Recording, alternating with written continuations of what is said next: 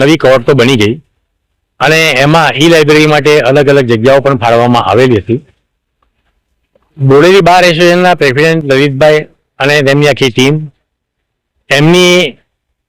એમના પરિશ્રમને કારણે આજે બોડેલી અદાલતમાં ઈ લાઇબ્રેરીનું ઓપનિંગ થયું છે અને એમાં અમને એટલે કે બાર કાઉન્સિલ ઓફ ગુજરાતના એક્ઝિક્યુટિવ કમિટીના ચેરમેન તરીકે મને નરેન પટેલ અને મારા સહમિત્ર એ પણ બાર કાઉન્સિલ ઓફ ગુજરાતના મેમ્બર છે રણજીતસિંહ રાઠોડ તમામને અને અહીંના તમામ ધારાશાસ્ત્રીઓ સિનિયર જુનિયર અને લેડીઝ બધાને ભેગા કરી આજે ઈ લાઇબ્રેરીનું લોકાર્પણ કર્યું છે, ઉદ્ઘાટન કર્યું છે.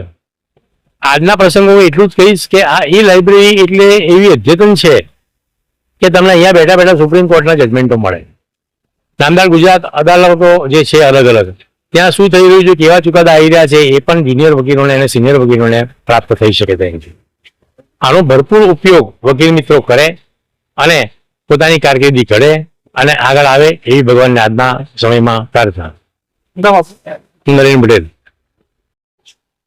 છોટાઉદેપુર જિલ્લાના બોડેલી મુકામે ઈ લાઇબ્રેરી જે બાર કાઉન્સિલ ઓફ ગુજરાતના એક્ઝિક્યુટિવ કમિટીના ચેરમેન શ્રી નલિનભાઈ પટેલ ના દ્વારા અત્રે ઉપસ્થિત સપ્રામાં કરવામાં આવેલી છે અને એ પ્રસંગે એના ઉદ્ઘાટન પ્રસંગે યોજાયેલા આજના કાર્યક્રમમાં જે રીતે બોડેલી બારના પ્રેસિડેન્ટ ભાઈ લલિતભાઈ, સેક્રેટરી મોહસિનભાઈ અને જે લોકોની રજૂઆત છેલ્લા 2 વર્ષથી હતી એ રજૂઆત આજે ખરેખર પૂરી કરવામાં આવેલી છે.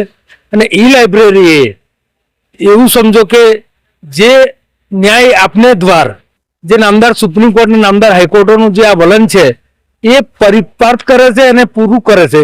કેમ કે આજકાલ જે નવા જુનિયર્સ આવી રહ્યા છે, અત્યારે દરેક કોર્ટમાં સિનિયર્સની સંખ્યા ઓછી હોય છે અને જુનિયર્સની સંખ્યા વધારે હોય છે.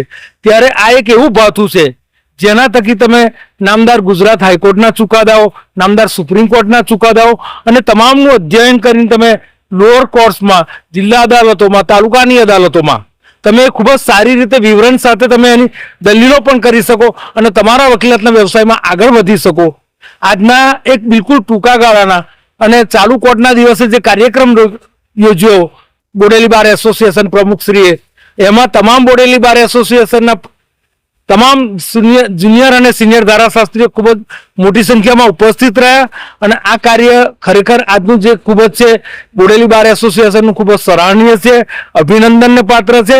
અને આ જ રીતે છોટાઉદેપુરના બીજા પણ તમામ બારમાં અને બાર કાઉન્સિલ ઓફ ગુજરાતના મેમ્બર તરીકે હું અને નલિનભાઈની હાજરીમાં એવું કહીએ કે અમારો પણ એક એવો હેતુ અને આદેશ છે, ઉદ્દેશ છે કે સમગ્ર ગુજરાતના તમામ બારમાં ઈ લાઇબ્રેરીનું લોકાર્પણ થાય, તમામને ઈ લાઇબ્રેરીનો લાભ મળે અને સાથે સાથે તમામ નવા આવનાર જુનિયર વકીલ મિત્રો એનો ખૂબ જ સારી રીતે અભ્યાસ કરી શકે અને ખૂબ જ સારી રીતે વકીલાતના વ્યવસાયમાં આગળ વધી શકે.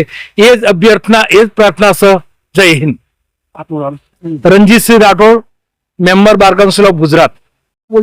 હા ભાઈ, બોડેલી બાર એસોસિએશન છોટાઉદેપુર જિલ્લાનું જે આજે બોડેલી જે કોર્ટ છે એ જે હાઈટેક સુવિધાથી સજ્જ થઈ છે.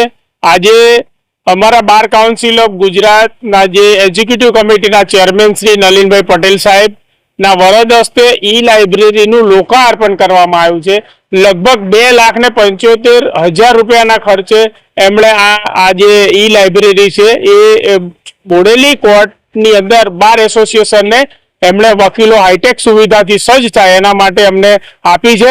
અને સાથે સાથે અમારા બાર કાઉન્સિલ ઓફ ગુજરાતના જે સદસ્ય છે માનનીય રણજીતસિંહ રાઠોડ સાહેબ, એમણે પણ આજે એક ઝેરોક્સ મશીન આપી અને સોનામાં સુગંધ ભળ્યું એવી રીતે જે કામગીરી થઈ છે. આ પ્રસંગે સૌ વકીલ મિત્રો અહીંયા ઉપસ્થિત રહ્યા અને કાર્યક્રમને ખૂબ સારી રીતે સફળતાપૂર્વક આખો કાર્યક્રમ સમાપ્ત કરવામાં આવ્યો. એ બદલ હું અમારા બાર કાઉન્સિલ ઓફ એક્ઝિક્યુટિવ કમિટીના ચેરમેન શ્રીનો અને રણજીતસિંહ રાઠોડ સાહેબનો હું દિલથી આભાર માનું છું અને તમામ વકીલશ્રીઓને શુભકામનાઓ પાઠવું છું કે આ જે ઈ લાઇબ્રેરી આપવામાં આવેલી છે એનું સારી રીતે ઉપયોગ કરવામાં આવે અને ખૂબ સારી મહેનત કરી અને વકીલશ્રીઓ આગળ વધે એવી શુભકામનાઓ.